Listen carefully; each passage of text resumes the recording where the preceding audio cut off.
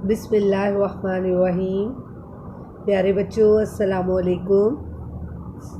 बच्चों, आज हम कुरान और हदीस की रोशनी में इल्म की फ़जीलत के बारे में पढ़ें और समझेंगे। बच्चों, इल्म अज़मत और सरबुलंदी का ज़रिया है। इल्म के ज़ेवर से आरास्ता लोग अल्लाह के ज़्यादा करीब होते हैं।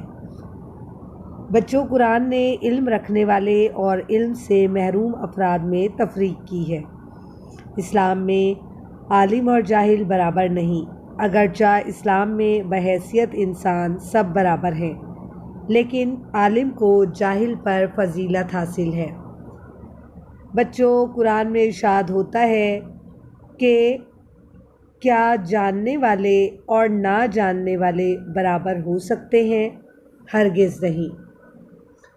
बच्चों, अल्लाह ने कुरान में इस बात की वजाहत की है कि मैं इन लोगों के दर्जात बुलंद कर दूंगा जो अपने आप को इल्म से बहरावर करेंगे।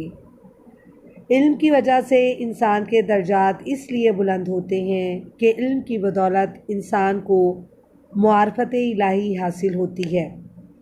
इरशाद बारी ताला है कि अल्लाह तुम में से ईमान वालों और इल्म वालों के दर्जात बुलंद करता है।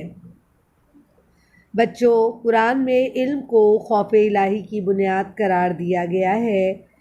अहले इल्म अल्लाह के अहकाम को ख़ुद पढ़ सकते हैं। वो ख़ुद जानते हैं कि वो कौन से काम हैं जिनके करने से अल्लाह खुश होता है और वो कौन से काम हैं जिनके करने से अल्लाह नाराज़ होता है। इन बातों के मालूम होने के बाद शैतान की पैरवी करते हुए अल्लाह से ना डरना अलग बात है। आम तौर पर अहले इल्म अल्लाह से डरते हैं।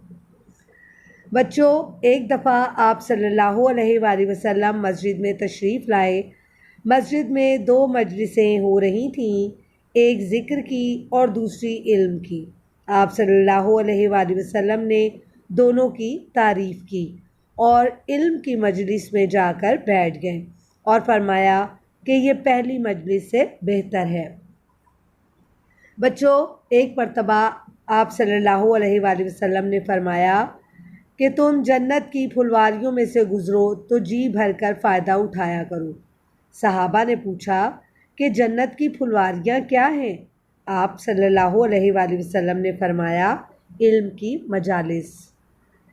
बच्चों, इस्लाम अपने मानने वालों को ये दर्ज देता है कि इल्म की तलाश में निकलो और हिकमत के मोती जहाँ से मिले इन्हें हासिल करो।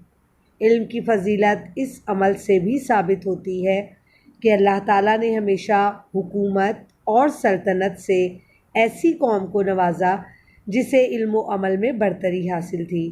इल्म की बदौलत मुसलमान दुनिया पर छा गए, मगर जब उन्होंने कुरान की तालीमात को छोड़ा और इल्म की रोशनी से दूर हो गए तो ज़वाल का शिकार हो गए।